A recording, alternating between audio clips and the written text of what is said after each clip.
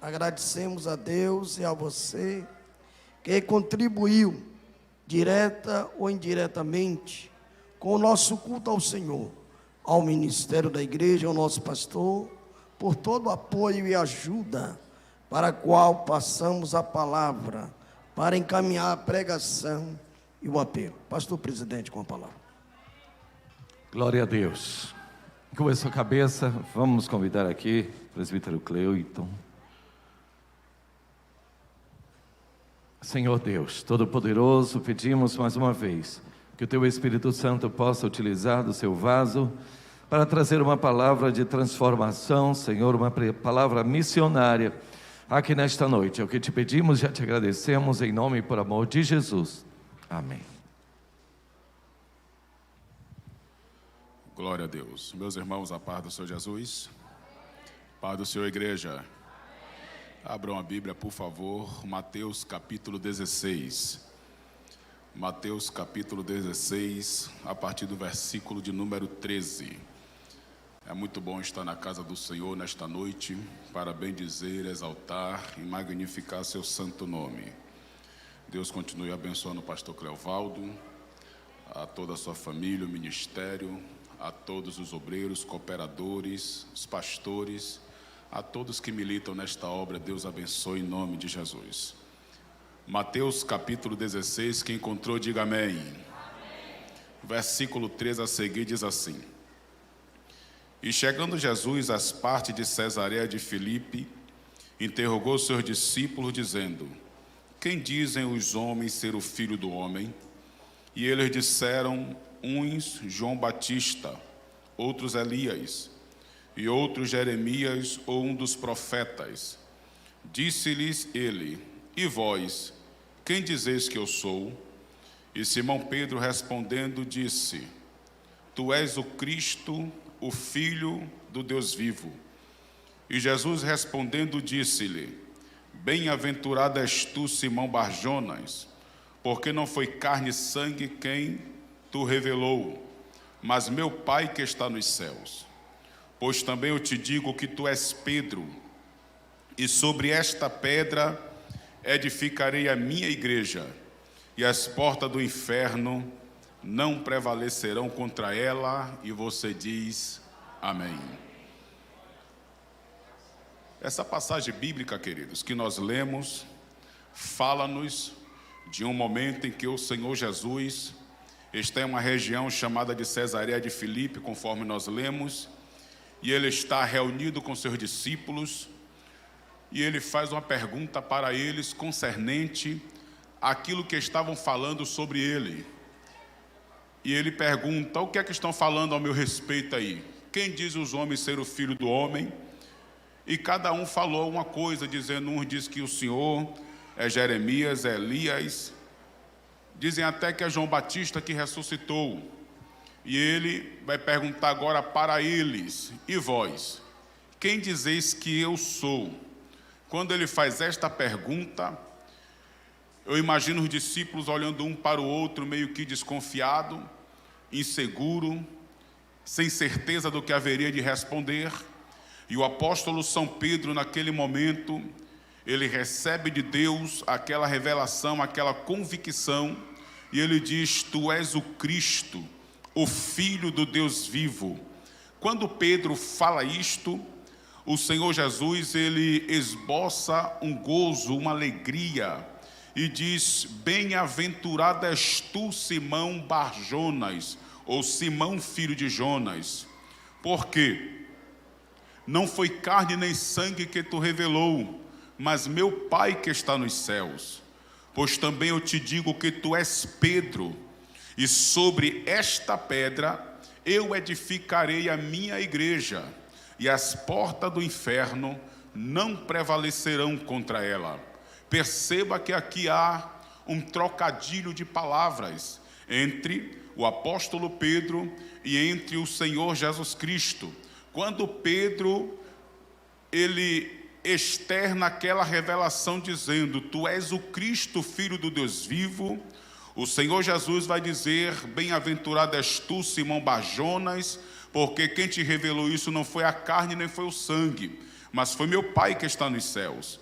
Pois eu te digo que tu és Pedro. A palavra Pedro ali significa pedra, fragmento de pedra, ou uma pequena pedra. E ele vai dizer: mas sobre esta pedra eu edificarei a minha igreja. Esta passagem bíblica tem sido motivo de muitas discussões ao longo do tempo, porque muitas pessoas interpretam de forma errônea, interpretam de forma herética. Chegaram até a dizer que Pedro, ele foi o primeiro papa da igreja, quando na verdade a palavra papa é pai, e a igreja não precisa de nenhum outro pai, a não ser aquele que já temos, que é absoluto, a não ser o Senhor Jeová. Mas, quando Jesus diz, tu és Pedro, e sobre esta pedra, a palavra esta é diferente de essa. Essa está distante, esta está perto. Então, quando ele está dizendo sobre esta pedra, eu acredito piamente que ele está falando sobre si mesmo, mesmo porque a Bíblia mostra que Jesus, ele é a pedra angular, a rocha de esquina. Então a Bíblia deixa claro em 1 Coríntios capítulo 3, versículo 11, que ninguém pode pôr outro fundamento além do que já está posto, que é Jesus Cristo, a pedra angular.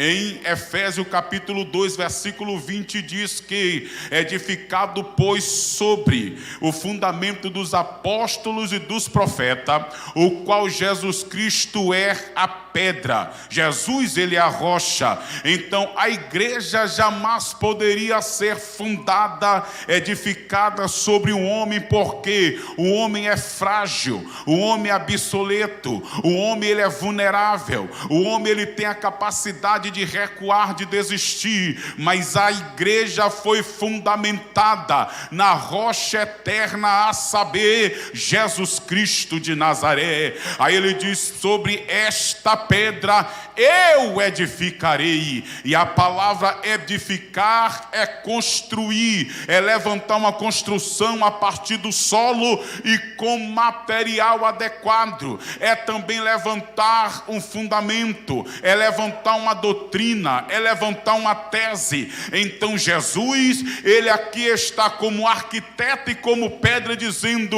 eu edificarei a minha igreja. Aí ele vai dizer, e as portas do inferno não vão prevalecer contra ela. As portas do inferno aqui, na tradição judaica, tinha a ver com a porta do Hades, que tinha a ver com o império da morte, com o império das trevas, com o império de Satanás. Logo, as portas do inferno tem a ver com as coisas satânicas, demoníacas, a ação do inimigo que haveria de se levantar contra a igreja. Aí o Senhor Jesus está dizendo, ei, as portas do inferno não prevalecerão. Ora, se ele está dizendo, as portas do inferno não prevalecerão, aqui nos dá a ideia de que a igreja não é para jogar na defensiva,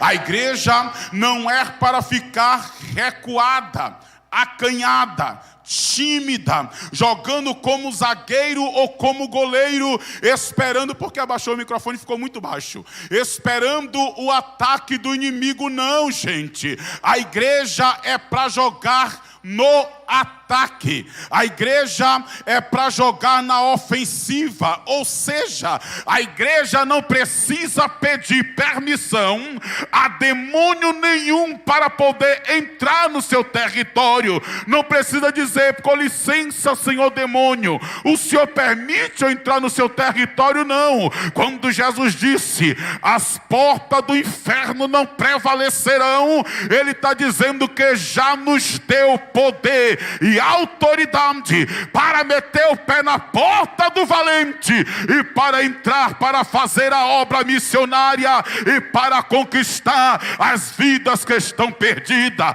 É isso que Jesus está dizendo. As portas do inferno não prevalecerá. Não prevalecer é não ficar de pé. Não prevalecer é não insistir. Não prevalecer é não permanecer na insistência. Então o Senhor Jesus Cristo está dizendo aqui: olha, a igreja não precisa ficar jogando na defensiva. A igreja precisa jogar na ofensiva. É só você lembrar o que disse o Senhor Jesus em Lucas capítulo de número 10, versículo de número 20, quando ele disse: eis que eu vos dou poder para pisar na cabeça de serpentes e de escorpiões. Ele está falando aí sobre você pisar sobre os poderes das trevas. E o Senhor Jesus Cristo, ele deu uma ordem expressa, uma ordem clássica para os seus discípulos, dizendo: ide por todo mundo, pregai o evangelho a toda criatura. Aquele que crê será salvo, o que não crê, ele disse, este será condenado. Mas o papel da igreja é pregar, o papel da igreja é sair para poder anunciar a palavra do Senhor. Mas para fazer isto é necessário que nós venhamos tomar atitude, que nós venhamos ser valentes para poder conquistar os territórios do inimigo, porque Deus não conta com medroso, Deus não conta com covarde, Deus não conta com homem frouxo. Deus conta com aquele que se dispõe e diz: eis-me aqui, conta comigo, envia-me a mim. É com esses que Deus ele conta. Por isso que a palavra do Senhor deixa bastante claro que o apóstolo Pedro, esse mesmo aqui, que Jesus estava tendo esse trocadilho de palavra com ele, um dia ele negou o Senhor Jesus 3 vezes, e depois de ter negado a Jesus 3 vezes, ele fica em estado de angústia, de tristeza. Ele está com remorso muito grande, e Jesus, depois que ressuscita, vai até a ele e diz: apacenta minhas ovelhas. Aí chega no dia do Pentecoste, ele foi cheio do Espírito Santo. Depois que ele foi cheio do Espírito Santo, a Bíblia Sagrada diz que este mesmo Pedro, que negou Jesus 3 vezes, com medo de morrer, com medo da morte, porque ele viu o sapeca iaiá que Jesus tomou ali diante dos inimigos, então ele ficou com medo, ficou trêmulo, ele temeu na base e disse: olha, sabe de uma coisa, eu não conheço a ele, eu não sei quem é ele. E chegou ao ponto até de praguejar, dizendo: eu não sei quem ele é. Mas depois do Pentecoste, depois que ele foi cheio do Espírito Santo de Deus, a Bíblia diz que Pedro levantou-se e começou a pregar a Jesus ressuscitado. E depois que ele prega, primeira pregação, quase 3.000, segunda pregação, quase 5.000 almas. E quando ele está pregando, a Bíblia disse que prenderam a ele, levaram ele para a cadeia, levaram para a prisão, tentaram impedir de ele anunciar a palavra. Mas sabe qual foi a resposta de Pedro? Que agora não é um Pedro medroso, não é um Pedro covarde, não é um Pedro que está temendo a morte, porque, queridos, depois que o homem é cheio do Espírito Santo, meu pastor, é impossível o homem ele ficar com medo da morte. Todo crente cheio do Espírito Santo, ele é desassombrado, ele não está nem aí para a vida ou para a morte. O que importa é anunciar a Cristo ressuscitando. Para ele tanto faz morrer ou viver. O que importa é dizer que Cristo ele salva. O crente que tem medo de morrer, o crente que tem medo da morte, está com algum problema espiritual, porque todos os crentes que estão verdadeiramente cheios do Espírito Santo, ele está pronto a viver, como também morrer para Cristo. É verdade ou não é? O crente cheio do Espírito Santo, ele não teme a morte. Aí o apóstolo Pedro está lá pregando, e de repente vão dizer para ele: olha, com que autoridade Você está falando isto? Quem te deu autoridade para você falar isto? Aí é lindo quando o apóstolo São Pedro responde para eles em Atos dos Apóstolos, capítulo de número 4. Se você puder, você acompanha a passagem. Atos dos Apóstolos, capítulo 4, versículo de número 9 a seguir, diz assim: ora, então Pedro, cheio do Espírito Santo, lhe disse: principais do povo, e vós, ancião de Israel, visto que hoje somos interrogados acerca do benefício feito a um homem enfermo e de modo como foi curado, seja conhecido de vós todos e de todo o povo de Israel, que é em nome de Jesus Cristo Nazareno, aquele a quem vós crucificaste e a quem Deus ressuscitou dos mortos, em nome desse é que este está diante de vós são. Aleluia! Ele está dizendo para aqueles homens: olha, sabe qual é a autoridade que eu venho aqui? É na autoridade do nome de Jesus Cristo, o qual esse homem que estava há tanto tempo na porta do templo, paralítico, no nome dele, esse homem está são diante de vós. Aleluia! Mas eles não se conformaram. Agora estão tentando parar a Pedro. E Pedro mais adiante vai dar uma resposta para ele, dizendo, 4 versículo 20: porque não podemos deixar de falar do que temos visto e do que temos ouvido. Isto aqui é simplesmente o caráter de um homem cheio do Espírito Santo. Ele está tão inflamado que o que importa para ele é pregar o evangelho de Cristo Jesus. Aí quando chega no capítulo 5, o apóstolo Pedro ainda está pregando, ele está anunciando, ele está falando de Jesus Cristo. Aí a Bíblia diz que ele foi levado preso e de repente está ele de novo solto, está pregando a palavra do Senhor. Aí vem os anciões dizendo: já falamos com vocês, já vos advertimos, dizendo: não encha Jerusalém desta doutrina. Aí Pedro olha para ele e diz: mais importa obedecer a Deus do que obedecer ao homem. Ou seja, eu não vou parar de pregar, eu não vou parar de falar, eu não vou parar de anunciar o evangelho de Cristo Jesus. Sabe por quê? Ele mandou, ele ordenou, ele me deu uma ordem, ele me deu um mandamento dizendo: ide por todo mundo e pregar o evangelho. Então haja o que houver, aconteça o que acontecer, irei continuar falando, porque ele me encheu do seu Espírito Santo. Aleluia! E é tempo de nós, a igreja de Cristo, termos esta mentalidade, termos esta mesma consciência. É tempo de nós termos este sentimento de dívida também para com Ele, porque o apóstolo Paulo disse um dia: se eu anuncio o evangelho, ei, eu não tenho do que me envergonhar. Ele disse isto, mas também ele disse um dia: se anuncia o evangelho, ele não tinha do que se orgulhar também, porque ele disse: é-me imposta esta obrigação, e ai de mim. Essa palavra ai de mim aí significa sentimento de dívida. Ele está dizendo: eu preciso pregar o evangelho, eu preciso anunciar o evangelho, eu preciso falar de Cristo, haja o que houver, custe o que custar, aconteça o que acontecer. Eu não posso parar de falar que Jesus, ele salva, Jesus, ele liberta, Jesus, ele transforma, Jesus, ele prepara, Jesus, ele leva o homem para o céu. Eu preciso falar, é isso que eles estão dizendo. E a igreja do século 21 precisa despertar para esta mesma realidade.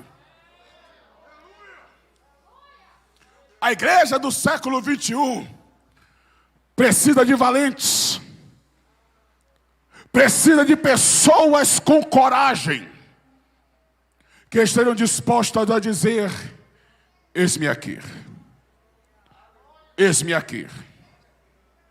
A pergunta foi feita a um sujeito indeterminado: a quem? A quem não está falando, não está se dirigindo a uma pessoa específica. A quem? A quem? Ele está olhando e está dizendo, ei, psiu, com quem eu posso contar? Ei, psiu, quem vai se dispor? Ei, psiu, quem vai se predispor? Ei, com quem é que eu posso contar? A quem enviarei? Essa é a pergunta que fica para nós nesta noite. Se coloque de pé, por favor. A quem enviarei? As pedras estão clamando. Eu li uma passagem em um livro que é muito bom para você ler também, chamado Heróis da Fé. E neste livro, logo no início, tem algo que me chama muita atenção quando diz, pastor Cleovaldo, Deus quer e o mundo precisa. Deus quer e o mundo precisa. E quando você continua lendo, você percebe que ele está falando de pessoas que se disponham a fazer a obra de Cristo, a fazer a obra de Deus. E é justamente disto que nós precisamos, da compreensão de que Deus quer e o mundo precisa. Amém.